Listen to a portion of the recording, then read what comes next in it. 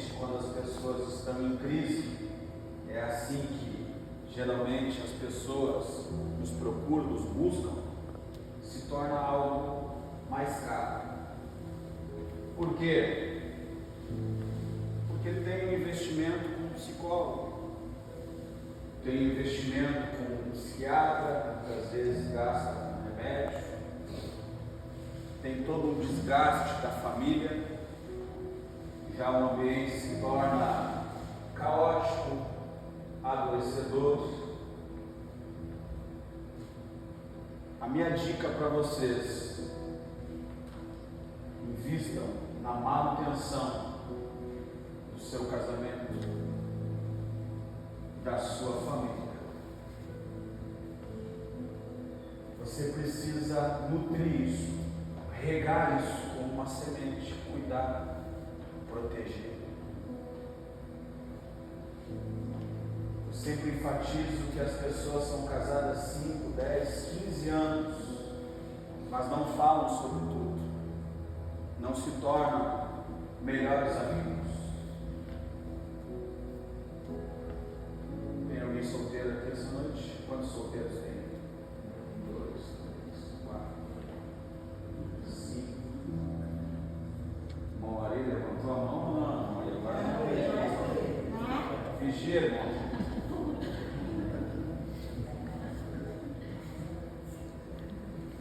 É importante vocês participarem do culto da família, a fim de vocês aprenderem. Quando Deus abençoar vocês com uma varoa ou com um varão, vocês já vão ter a instrução para fazer aquilo que é correto, aquilo que a Bíblia nos instrui. A família é um projeto de Deus. A família, eu sempre enfatizo que é o nosso único patrimônio. Então eu preciso cuidar disso, eu preciso valorizar, eu preciso nutrir, eu preciso regar. E isso se faz todos os dias. Porque quando vem uma crise e a gente não reparou, não vigiou, os danos são sempre maiores. Vocês concordam? A manutenção do carro, se eu não cuidar, não colocar óleo no motor, a tendência é estragar o motor, aí o custo é bem maior, porque eu não vigiei, eu não fiz a revisão, a manutenção. Estão entendendo esse exemplo? Aleluia. A mesma coisa no relacionamento. Invista nesse relacionamento. Os 2 primeiros anos, segundo estatística, é onde acontece o maior índice de divórcios. Por que isso? Eu sempre enfatizo, principalmente nos jovens, que o namoro é o vestibular para o casamento. É um momento de descobertas. Eu preciso entender como é que ele funciona, como é que ela funciona, quais são os seus gostos. Os seus interesses estão alinhados com o plano de Deus, com o projeto de Deus para a minha vida.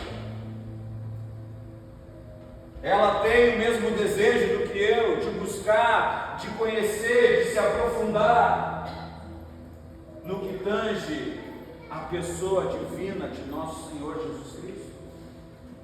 Os gostos delas, as preferências, têm a ver com os meus gostos. O temperamento daquela pessoa, a personalidade daquela pessoa, eu consegui identificar se ela é melancólica, se ela é fleumática, se ela é sanguínea, colérica. Muitas vezes tem a ver com nossas personalidades. Eu preciso conhecer a pessoa ao qual eu estou investindo, ao qual eu acredito que o casamento não é uma viagem a curto prazo, e sim, a longo, é uma viagem a longo prazo, até que a morte nos separe. E nós cremos que essa viagem é longa, não é curta.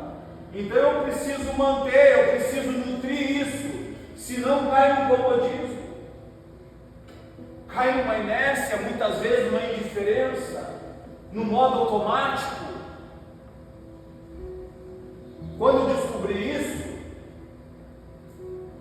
e eu quis pagar o preço pelo meu casamento, eu comecei a estudar sobre isso. Eu comecei a frequentar palestras, seminários, congressos de família. Comecei a adquirir materiais, livros. Eu investi nisso. Fiz uma pós-graduação como terapeuta familiar, numa área sistêmica, que trabalha as relações conjugais, relações familiares que envolvem também os filhos. E no momento que eu busquei esse tratamento, Deus me abençoou. Eu acredito que é o próprio Deus, daqui a pouco, mexendo contigo. Ei, essa crise que tu está passando não é para te matar, não é para o divórcio, não é para uma sentença de morte, é para te despertar, buscar esse entendimento e ajudar outras pessoas ali na frente que vão passar pelo mesmo problema que você está passando. Eu sempre procurei algo que viesse a ressignificar aqueles momentos difíceis, trazer um novo significado, não me entregar, mas sim lutar. Toda a dificuldade que nós temos é para adquirirmos maturidade e experiências, não é para te paralisar. Se não te matou, vai te tornar mais forte. Aí eu comecei a estudar, a participar, e a minha esposa me acompanhando, porque ela precisa acompanhar, a família precisa acompanhar, precisa ter os mesmos interesses, precisa buscar esse entendimento.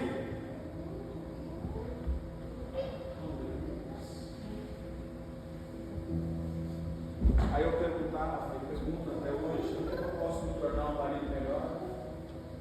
Eu tenho falhado? Existe algo ainda em mim que te desagrada? Eu pergunto para minhas filhas, porque meu filho não entende muitas vezes, muitas coisas, mas eu pergunto: o que tu espera do papai? O que o papai tem falhado contigo? Aonde que eu posso me tornar um pai melhor? Qual é os defeitos que tu vê em mim, que tu não tem se agradado? Eu estou te perguntando porque eu sou humilde. Daqui a pouco, se tu está enxergando lá o que eu não estou conseguindo ver, compreender, eu quero melhorar. O papai te ama. E muitas vezes a gente vai ter que ter coragem de ouvir, já que nós perguntamos. Não é para ficar brigando. Muitas vezes, né? Você via como pai com isso, eu só baixava a cabeça, não, amém. Eu vou me esforçar. Não é para brigar. Isso é investimento que vocês estão fazendo. O sair da rotina também. Fazer algo diferente. E muitas vezes não precisa de recursos. Ir numa pracinha, fazer um chimarrão, né, uma pipoca, algo mais em conta. Se tem condições como o Diácono na Telheira, a diaconisa não quer fazer uma viagem para fora, glória a Deus.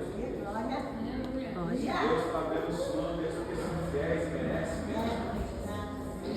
Profetizar já uma viagem internacional para vocês. Amém, Jesus. Alegrar com aqueles que se alegram, vocês estão entendendo? Invistam, saiam da rotina.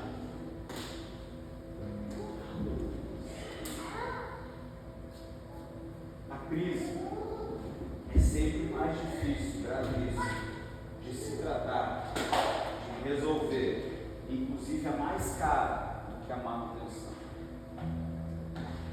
Visto no relacionamento, seja com o cônjuge, seja com os filhos, nada é mais importante do que a nossa família. Deus não vai pedir contas de quantas pessoas eu ensinei e instruí, de quantas almas eu ganhei para Jesus, quantos se batizaram, quantos se converteram, e sim daqueles que Ele me confiou, que é a minha família. A Bíblia diz que aquele que não cuida dos seus, principalmente os da sua casa, é pior do que o infiel. Isso é muito sério. Vamos refletir juntos. E o texto continua dizendo que negou a fé porque não tem cuidado dos seus. Eu sempre enfatizo: se eu perder a minha família, eu vou pregar o que para os outros? Eu não ganhei nem a minha esposa, nem os meus filhos, eu vou instruir o que para os outros? Hoje tem uma banalização do casamento em nosso meio, onde muitos pastores, até líderes, casam e descasam a todo momento. Para mim não prega, entra no ouvido e sai no outro. Não tem vida, não tem testemunho. Até que a morte. Aí a Bíblia diz: aquele que casa com o outro, tendo cônjuge em vida, comete adultério. Como é que fica isso? Aí ninguém prega. Ah não, a palavra do pastor é muito dura. Não é minha, gente, é a Bíblia.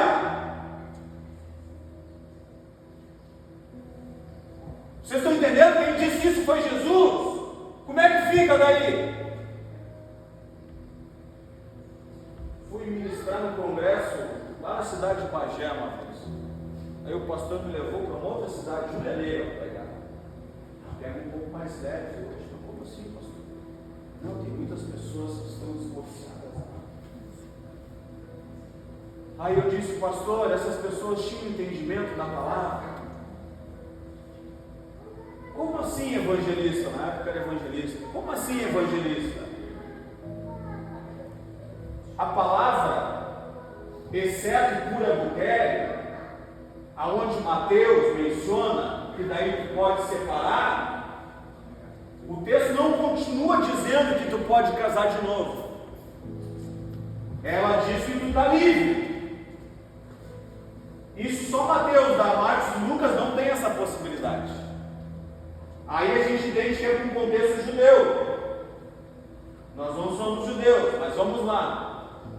Se a gente for verificar no original, o que ele diz exceto por adultério no português, se for buscar no original, não é adultério.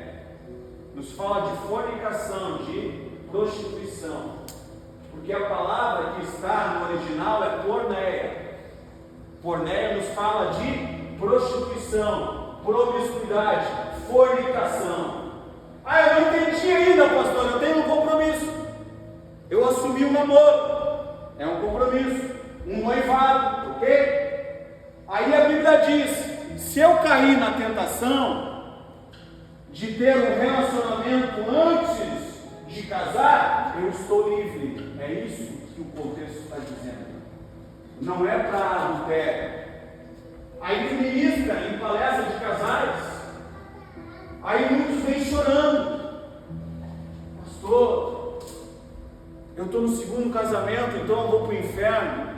Aí eu pergunto: tu tinha um entendimento desse original aqui? Alguém já tinha explicado?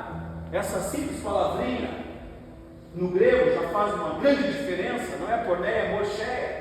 Não, nunca ninguém me explicou, nunca ninguém falou dessa forma. Aí eu disse: eu creio nas misericórdias de Deus por ti, porque o tempo da ignorância, aquilo que nós não sabemos, Deus não leva em consideração. Vá e não peques mais. Que realmente seja até que a morte se separe desse casamento.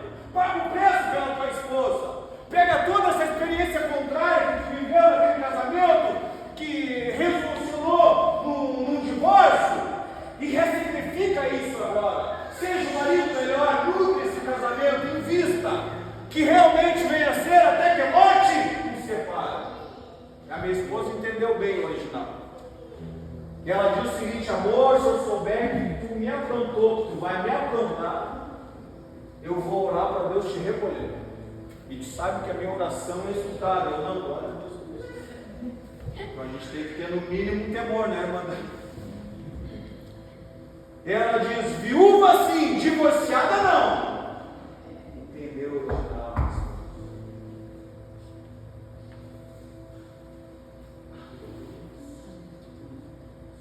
Aí as pessoas: não, a palavra do pastor é dura. Ei, eu estou vendo meu irmão caminhando a passos largos para o inferno. Eu estou vendo a minha irmã caminhando a passos largos para o inferno. Tu está vendo a casa do teu vizinho pegando fogo. Tu não vai avisar ele, hoje sim, a tua casa está pegando fogo, tu vai ficar de braço cruzado, indiferente. Azar se vai para o inferno, não. O processo é individual, mas se tu sabe, não alerta, não exorta, a conivência também vai ser cobrada. O meu trabalho é apenas anunciar a palavra, essa palavra não é minha. O que vocês vão fazer com essa instrução é com vocês. O nosso trabalho como pregador do Evangelho é apenas anunciar uma boa notícia. Tu está vivo, as misericórdias não se esgotaram. Procura te corrigir, procura te consertar com Deus.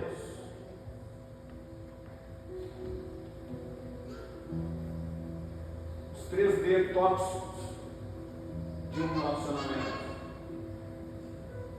O primeiro, descuido.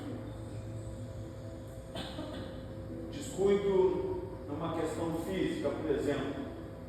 Quantas pessoas casaram e engordaram 20 quilos?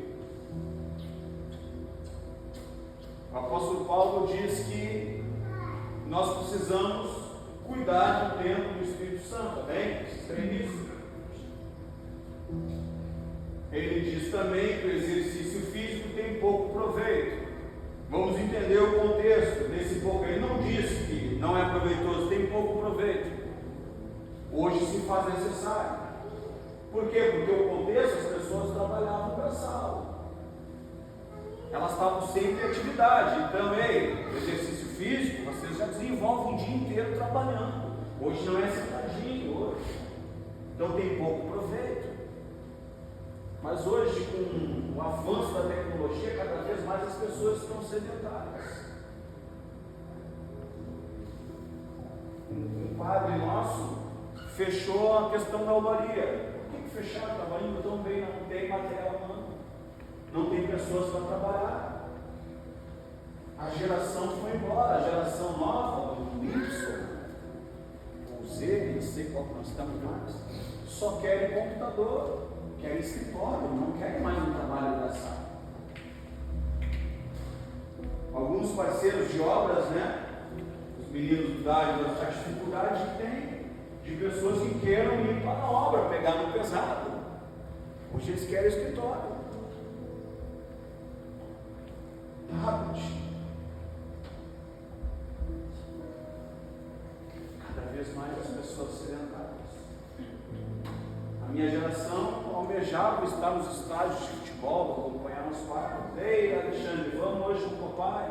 Às vezes ele fica titubeando, tem que pegar a bola, o papai está pronto, vai ou não?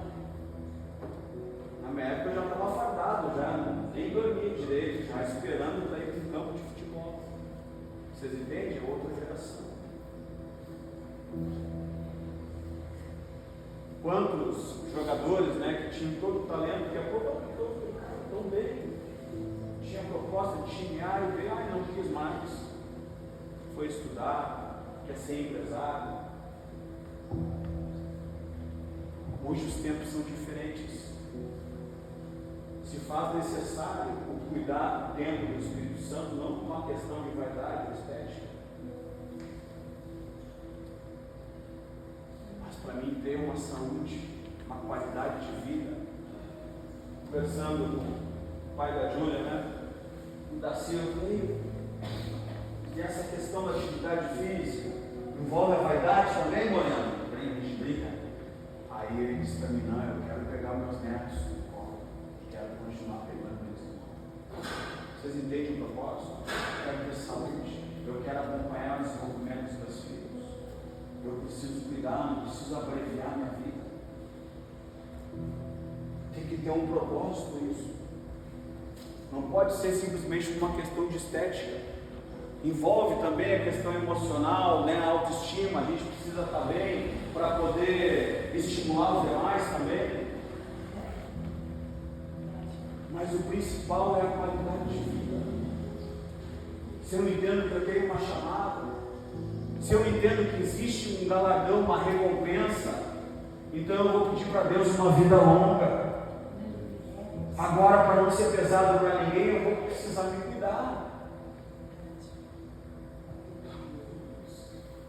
A questão emocional. As pessoas vão buscar muitas vezes um psicólogo, um psiquiatra, quando já está desorganizado. Por que não buscam uma manutenção, uma prevenção? Por que não faziam a terapia então uma vez por mês? Não tem problema, eu sou louco. Todo psicólogo precisa desenvolver terapia. E por que vocês não podem? Isso é bom para todo mundo, ter alguém que desenvolva uma escuta atenta ali, que não vai fazer um pré-julgamento, que não vai te interromper. É o teu momento, é o teu espaço. Por que não investir nisso? Aí quando vê, os remédios caem. Porque não quiseram fazer a prevenção. Eu sempre digo para minha esposa: vamos orar! Por quê, amor? Está tudo bem. Está tudo muito calmo. Eu já tenho experiência nisso. Quando está tudo muito calmo, aí eu preciso intensificar as minhas orações. Eu preciso vigiar um pouquinho mais. Porque a estratégia do diabo, o inimigo de nossas almas, eu publiquei essa semana ainda, não é simplesmente nos destruir, é nos distrair, nos deixar ocupados demais ao ponto de não ter mais tempo para aquilo que é importante. Os nossos sonhos, nossos projetos, aquilo que Deus confiou, muitas vezes fica para segundo plano. O prazer que Deus nos deu, que é dentro de casa, que é com a nossa família, na relação com a minha esposa, a plenitude quando eu chego do trabalho, a Heleninha já vem correndo, o Totoso já vem correndo, já me abraça, aquilo não tem preço, e pula em cima de mim. Muitas vezes, quando eu estou em casa, quando eu estou deitado, do nada eles vêm e cuidam. Muitas vezes é roubado de nós, porque nós não temos priorizado aquilo que é importante. Aí o diabo vai roubando, que é o prazer que Deus nos instituiu, porque muitas vezes somos egoístas. Quantas vezes, chegamos cansados do trabalho, pegamos o celular, toma aqui o celular, olha um videozinho, deixa o papai aqui no cantinho do nada. O que eles estão acessando? O que eles estão vendo? O que eles estão visualizando? Quem que está ensinando? Quem que está instruindo eles?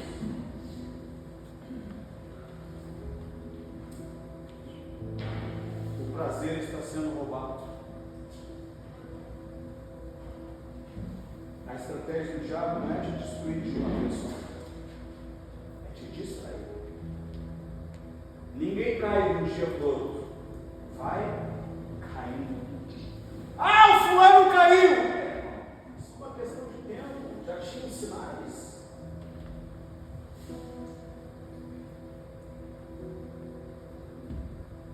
Descuido também na questão financeira, não se organizam. E a coisa que tira a paz da gente é as compras. Se organizar. Outra é diferente, irmã Raquel, irmã Demi, de investimento. Muitas vezes a gente vai dar aquele caso, a gente precisa fazer um investimento, vocês são empreendedores. Mas o meu nome, ele precisa ser honrado. Quantas vezes eu tive que desfazer daquilo ou daquilo outro, mas o meu nome sempre honrado. Eu sempre instruí os corretores, os vendedores, vocês não precisam ter dinheiro, vocês precisam ter crédito. Não entrou nosso pagamento, não entrou nosso vale, a gente está com fome, o que eles vão fazer? Fica tranquilo, eu e todo mundo, vamos lá para o Souza.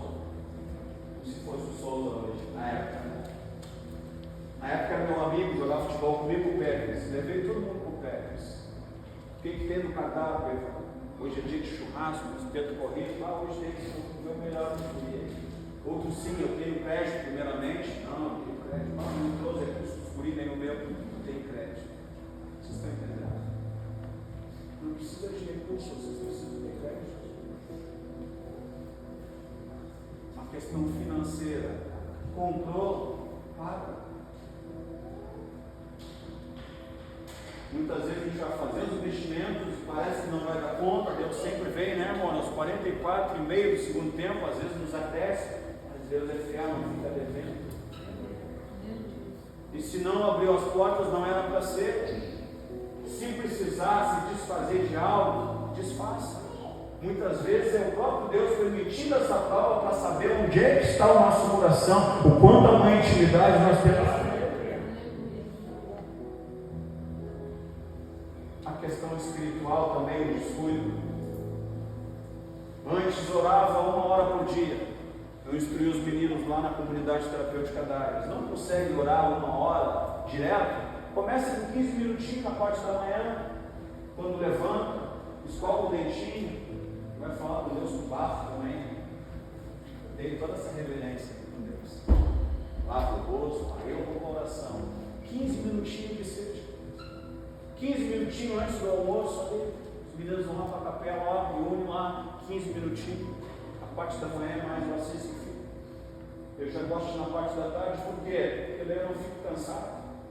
Eu sei que os meninos muitas vezes chegam de noite, então se eu tiver que ficar até as 10, 11 horas da noite lá, não tem problema. Mas eu quero pegar todo mundo. Oração, às 15 horas ali, antes do lanchinho da tarde, do café, mais 15 minutinhos, fechou 45. Antes da janta ou depois da janta, antes do amém, que é a hora de dormir, descansar, mais 15 minutinhos, 1 hora foi rapidinho, até para adquirir esse hábito. Daqui a pouco 1 hora vai ser insuficiente, aí eu vou aumentar mais 15 minutos, 1 hora e 15, 1 hora e 30, quando ver que eu adquiri esse hábito. A meditação da palavra é a mesma coisa. Não saia de casa sem antes fazer o teu devocional. Acorda um pouquinho mais cedo, chama a tua esposa. A Marina tem que despertar junto também, um pouquinho mais cedo. Vamos fazer o devocional. Não vamos sair de casa sem antes meditar na palavra, sem antes ouvir a voz de Deus, sem antes nos brindar. Descuido físico, emocional, financeiro, espiritual. A gente precisa estar organizado em todas as áreas. Adianta você estar bem na área financeira e daqui a pouco não está bem, está depressiva, com ansiedade, preocupada com o dia de amanhã. Aí começam os sintomas, taquicardia, sudorese. Ei, te organiza. Dá uma pausa, dá uma segurada. Respira um pouquinho. Cuida do tempo do Espírito Santo. Cuida da tua casa, aqueles ao qual Deus te confiou. Primeiro, tóxico. Qual que é? Vamos gravar? Descuido. Segundo, tóxico.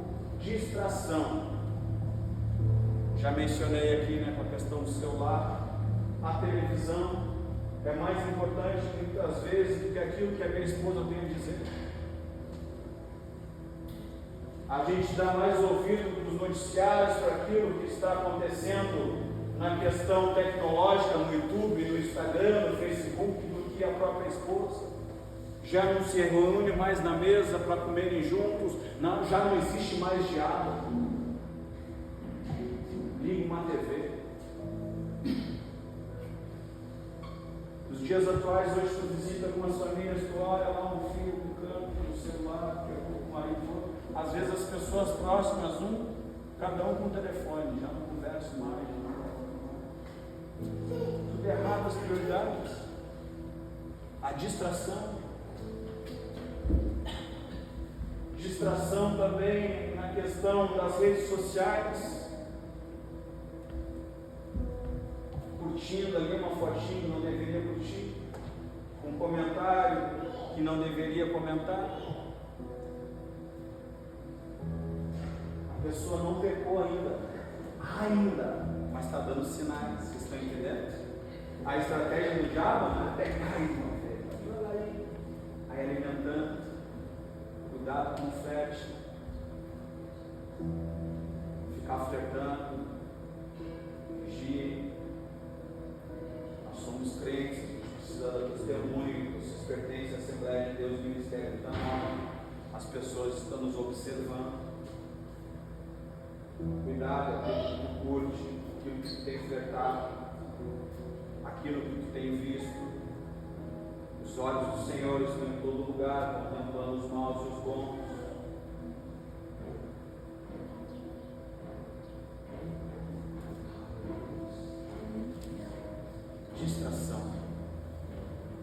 tirar do propósito.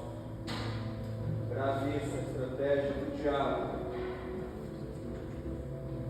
é ir te destruindo aos poucos. Ele vem para roubar, matar e destruir. Ele não tem pressa com isso, viu? É aos poucos. Se atenta aos sinais. O fulano caiu. Não tem novidade nenhuma, já vinha dando sinais. Ele só não tinha consumado o pecado, mas já estava na mente. Vigie os pensamentos de vocês também. Não só os olhos que vocês têm visto, mas também os pensamentos. Filipenses 4:8, né? Pensai naquilo que é bom, que é agradável. Repreende os pensamentos perversos. Deixa o velho homem, a velha mulher lá morrer. Assume essa nova natureza em Cristo. Aleluia. Começa a orar um pouco mais. Abre o jejum, mata essa carne. Não tem como agradar a Deus e ao Mamon. Não tem como servir aos dois senhores. Ou nós nos apegamos a Deus, ou nós abraçamos o diabo. Pare de perder tempo. O que mais o diabo tem que te tirar para você entender essas verdades? E a mudar, a ressignificar muitas rotas? O que mais que você precisa perder? E o último detox, se coloca em pés, a desinformação.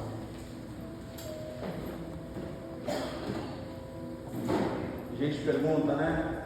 Quantos querem uma família feliz? Quantos querem lugar de paz? Quantos querem fazer do seu lar um pedacinho do céu? Quantos querem? Todos levantam a mão, querem não ter as bênçãos. Aí tu pergunta, quantos livros tu já investiu, tu já comprou? Quantos seminários, congressos de família, cultos de família no domingo tu participou? Qual a tua busca, a tua informação, o teu interesse de se tornar um marido melhor, um filho melhor, uma esposa melhor? Como que eu posso fazer para me tornar um marido melhor? Tu já elogiou a tua esposa hoje? Tu já fez uma surpresa para ela? Tu já fez uma surpresa para o teu esposo hoje? Tu já disse para ela como tu está linda? Tu é um presente de Deus para mim. Eu digo isso todo dia. Tu é uma bênção. Esse vestido, esse blazer azul bebê ficou muito lindo. Oh, glória! Se tivesse tanto filho já, nós íamos desenvolver mais um. Repreendido. Vou até parar.